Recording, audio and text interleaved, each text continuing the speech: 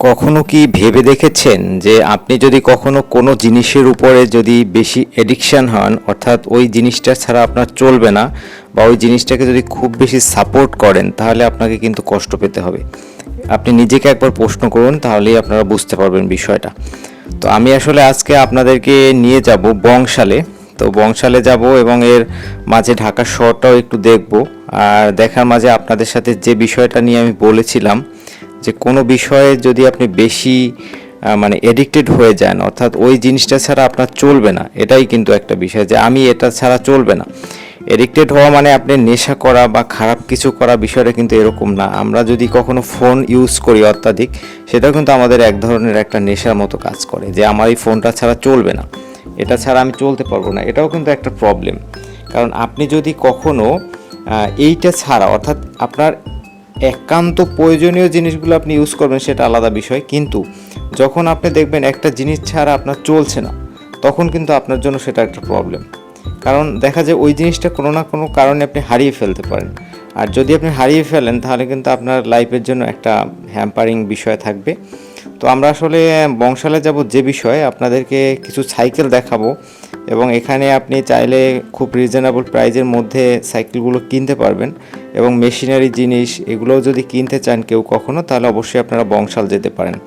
আর বংশাল তো আপনারা সবাই এটা চেনেন মনে হয়, যে এটা হলো পুরান ঢাকার সাইডে, অর্থাৎ গুলিস্তান থেকে 20 টাকা বা 30 টাকা আপনার ধরেন রিক্সা ভাড়া নেয়।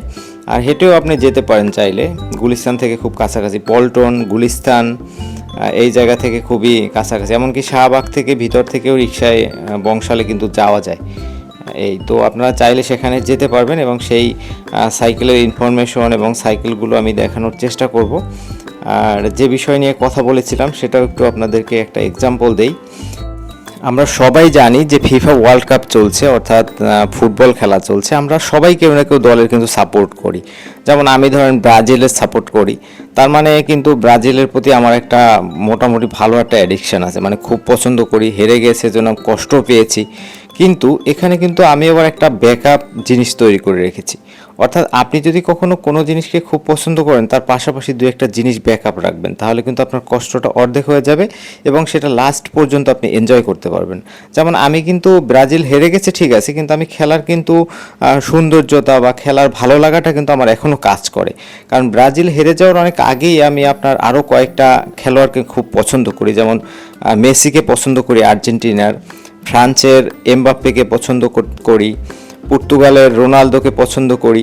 তো এই যে বিষয়গুলো, এই যে আপনার কিছু মানুষকে পছন্দের সুবাদেও কিন্তু আপনার এই খেলাটা শেষ পর্যন্ত দেখা হবে। তো আমি যদি শুধুই ব্রাজিলকে পছন্দ করতাম বা শুধু ব্রাজিলকে ফুললি সাপোর্ট দিতাম, আমি ব্রাজিল সাপোর্ট করি তার মানে এই না যে এই ব্রাজিল হেরে গেলে আমাকে হেরে যেতে হবে। কারণ ব্রাজিল খেলা চলে সেই কোথায়, আর আপনি এখানে বসে আমরা নিজেরা চিকপাক করি বা নিজেরা দ্বন্দ্ব করি। অনেক মানুষ শুনেছি আজকে সুইসাইড করেও মারা গিয়েছে এই ব্রাজিল হেরে যাওয়ার কারণে। তো এটা আসলে আমার কাছে একদমই মানে আনইথিক্যাল, আনলজিক্যাল একটা বিষয় মনে হয়। কারণ হলো কোথায় খেলা চলে আর আপনি এখানে বসে মারামারি করতেছেন বা কাটাকাটি করতেছেন, এটা আসলে কোনো মানে আমি মনে করি নেই। কারণ আমি যদি একদিন কাজ করি, তাহলেই কিন্তু আমি পরের দিন খেতে পারবো, এটা কিন্তু একটা বিষয়। তো এই বিষয়গুলো কিন্তু আমাদেরকে সবসময় মনে রাখা উচিত, যে ধরেন আপনি আপনি একটা জিনিসের প্রতি এতটাই আপনি এডিক্টেড হয়ে গেলেন যে সেই জায়গা থেকে আসলে আপনাকে বের হয়ে আসা খুব কঠিন হয়ে যায়। তো আমি আসলে এটা একদমই পক্ষপাতী না। আমি মনে করি প্রতিটা জিনিসের সবসময় ব্যাকআপ আপনি চিন্তা করে রাখবেন, যাতে আপনি এটা ছাড়াও যেন আপনি চলতে পারেন। আপনার উপর এমন যেন কোনো ইফেক্ট না চলে আসে যে আপনার লাইফের জন্য একটা রিস্ক হয়ে যায়, লাইফ রিস্ক হয়ে যায়। তো আমি চাই যে আপনাদের সবার সুন্দর একটা ভবিষ্যৎ, সবাই খুব ভালো থাকবেন সবসময়ের জন্যই। কারণ হলো আমরা দিন শেষে কিন্তু আমরা যদি নিজেরা ভালো না থাকতে পারি, তাহলে কিন্তু আমরা কাউকেই ভালো রাখতে পারবো না। এটা কিন্তু আমাদের সবচেয়ে বড় একটা বিষয়। তাই সবসময় আমি একটা বলি, যেটা আমার ভিডিওগুলোতে, যে সবসময় নিজেকে সর্বোচ্চ গুরুত্ব দিবেন, নিজেকে ভালোবাসবেন, নিজের হ্যাপিনেসকে গুরুত্ব দিবেন, নিজের ভালো থাকাকে গুরুত্ব দেবেন, সবসময় নিজে প্রায়োরিটি দিবেন সর্বোচ্চ। তাহলে দেখবেন আপনি দিন শেষে ভালো থাকবেন এবং সবাইকে আপনি ভালো রাখতে পারবেন। এটা কিন্তু একটা বিষয়। তাই এই জন্য আমরা যেটা করব সবসময়ের জন্য, যে আমরা সবসময় ঠিক আছে এটা আমার প্রয়োজন, কিন্তু এটা ছাড়া আমি বাঁচবো না। এটা ছাড়া আমার চলবে না, এরকম কোনো জিনিসের সাথে আমরা কখনোই জড়াবো না। তাহলেই আমরা দিন শেষে দেখবেন সব নিয়ে অবশ্যই একটা ভালো সময়ও কাটাতে পারবেন, ভালো দিনও কাটাতে পারবেন, ফ্যামিলিকেও সময় দিতে পারবেন, সব কিছু নিয়ে আপনি ভালো থাকবেন। আর আমার চ্যানেলে যদি আপনারা নতুন হয়ে থাকেন অবশ্যই আমার চ্যানেলটা সাবস্ক্রাইব করবেন।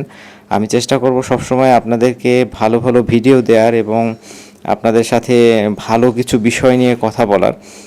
আমি চেষ্টা করব আপনাদের পাশে থাকার সব সময়ের জন্য। তাই আমি মনে করি আপনারা সব সময় আমার পাশেও থাকবেন।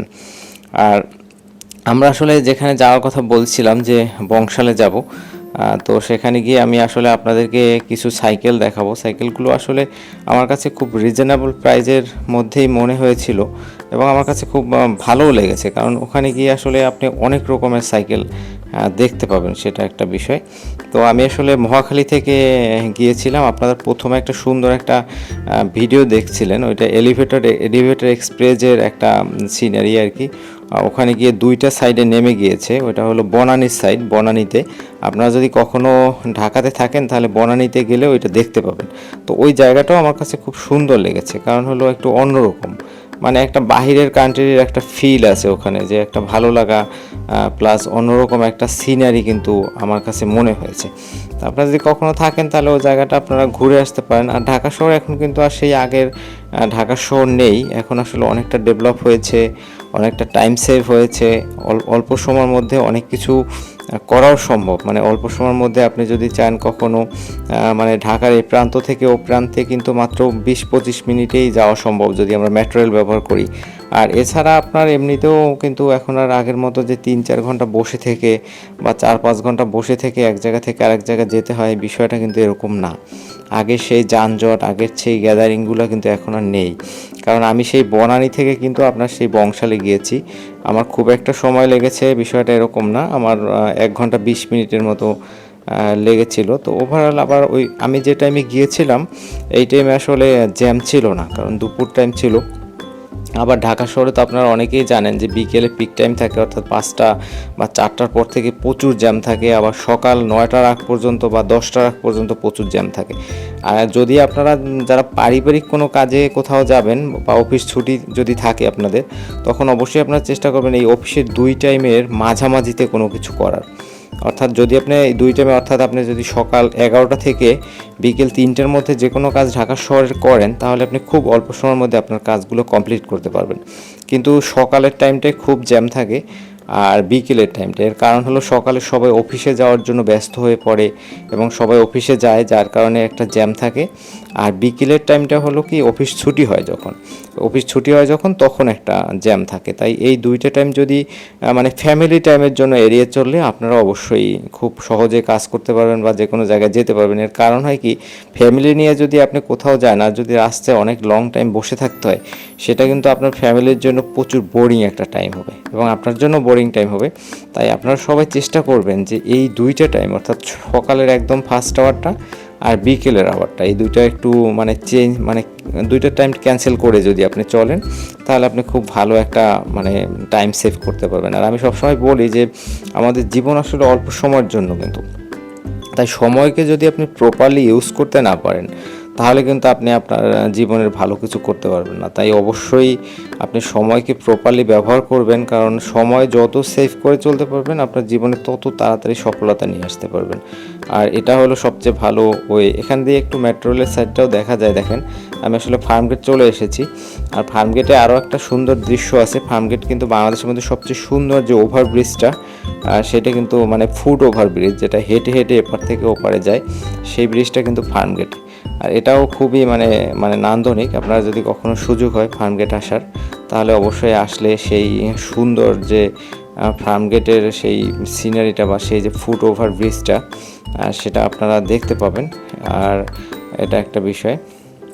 আর ওভারঅল হইলো সব নিয়ে যদি আপনি বলেন, তাহলে এখন আর ঢাকা শহরটা আসলে অনেক ইজি হয়ে গেছে। ঢাকা শহরের যে আগের যানজট, আগের যে আপনার গ্যাদারিং পয়েন্ট বা আগের যে মানে প্রবলেমগুলো ছিল সেগুলো আসলে এখন অতটা নেই, কারণ সবচেয়ে কমফোর্টেবল জার্নি হলো মেট্রো রেল। কারণ মেট্রো রেলে আপনি যদি দাঁড়িয়েও যান খুব অল্প সময়ের মধ্যে এক জায়গা থেকে আরেক জায়গায় যেতে পারবেন, সেটা আপনার জন্য সবচেয়ে সেফ একটা পয়েন্ট।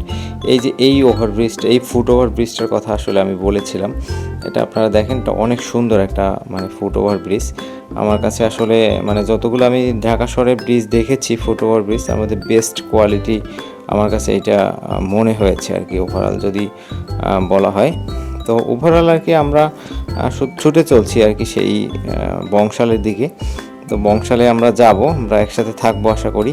আর আরও একবার বলছি আপনাদেরকে, যারা আসলে আমার চ্যানেলে নতুন তারা অবশ্যই চেষ্টা করবেন আমার চ্যানেলটা সাবস্ক্রাইব করে রাখতে। আর আমি কিন্তু সবাইকে আপনারা সবসময় বলি যে নিজেকে গুরুত্ব দেওয়ার, নিজের প্রতি সময় দেওয়ার, নিজেকে সর্বোচ্চ সেফ জোনে রাখার, এটা কিন্তু আপনারা সব সময় করবেন। আমরা চলে এসেছি সেই বিশেষ জায়গা যেখানে আমি এই যে সাইকেলের দোকানগুলো দেখতে পাচ্ছেন, এখানে হাজার হাজার সাইকেল আছে। আপনি যদি কখনো আপনার বাচ্চার জন্য সাইকেল কেনেন বা নিজের জন্য সাইকেল কেনেন, তাহলে অবশ্যই আপনারা এই জায়গাগুলোতে আসতে পারেন। কারণ এই জায়গাগুলোতে কিন্তু আপনি আসলে অনেক কম টাকার মধ্যে খুব ভালো মানের সাইকেল কিনতে পারবেন। এই যে সাইকেলটা দেখতে পাচ্ছেন, আমরা আসলে এখান থেকে একটা সাইকেল নিয়েছিলাম। তো সাইকেলটা আসলে ওনাদের আরেকটা সুবিধা কি, আপনি এখানে গিয়ে আপনার মতো করে বললে ওনারা আপনাকে তৈরি করে দেয়। অর্থাৎ সবগুলো আলাদা আলাদা থাকে পার্টস, আপনাকে পার্টসগুলো সেট করে দেয় এবং আপনার সামনেই করে দেবে। সেটাও আরেকটা অথেন্টিকতার বিষয়। আমরা সাধারণত যেগুলো পাই সেগুলো রেডিমেড থাকে বা রেডি করা থাকে। এই সাইকেলটা আমরা নিয়েছিলাম আর কি। এই সাইকেলটা আমাদের 7,500 টাকা নিয়েছিল। তো 7,500 টাকা নিয়েছে, কিন্তু সাইকেলটা খুব ভালো মানের। আমাদের কাছে দেখে মনে হয়েছে যে ভালো মানের, 12 থেকে 15 বছর বাচ্চারা ইউজ করতে পারে এরকম আর কি এই সাইকেলটা। তো ওভারঅল যদি বলা হয় তাহলে মানে আমরা একটা খুব সুন্দর সাইকেল কিনেছিলাম, বললাম সব কিছু নিয়ে। আর এখানে গেলে আপনি অনেক রকমের কালার, অনেক রকমের সাইকেল আপনারা এখানে পাবেন, চাইলে দেখে যে কোনো ধরনের সাইকেল আপনারা নিতে পারবেন। তো আর আমরা যখন লোকালি কিনলে অনেক সময় কিন্তু সব ধরনের সাইকেল বা সব ধরনের কোয়ালিটির সাইকেল পাওয়া যায় না। এখানে আপনি চাইলে অনেক বড় যে বাচ্চাদের গাড়িগুলো আছে, কারগুলো, সেগুলোও কিনতে পারবেন। কারণ এখানে কিন্তু রিজনেবল প্রাইসের মধ্যে 15,000 থেকে শুরু করে 20,000, 25,000 টাকার মধ্যে খুব ভালো মানের গাড়ি এখানে কিন্তু পাওয়া যায়। আপনারা চাইলে এই জায়গাগুলোতে যেতে পারেন, এবং যদি কখনো বাচ্চার জন্য কোনো কিছু কেনেন বা নিজেদের জন্য কিনলেও এই জায়গাগুলোতে আপনারা গেলে অবশ্যই এই আপনারা সাইকেল বা কার প্লাস যে কোনো মেশিনারি জিনিসগুলোর জন্য বংশাল বেস্ট জায়গা। তো আপনারা চাইলে এই জায়গাগুলো যেতে পারেন। আর আমার সাথে এতক্ষণ থাকার জন্য আপনাদেরকে অনেক অনেক ধন্যবাদ। ভালো থাকবেন, নিজের দিকে সর্বোচ্চ খেয়াল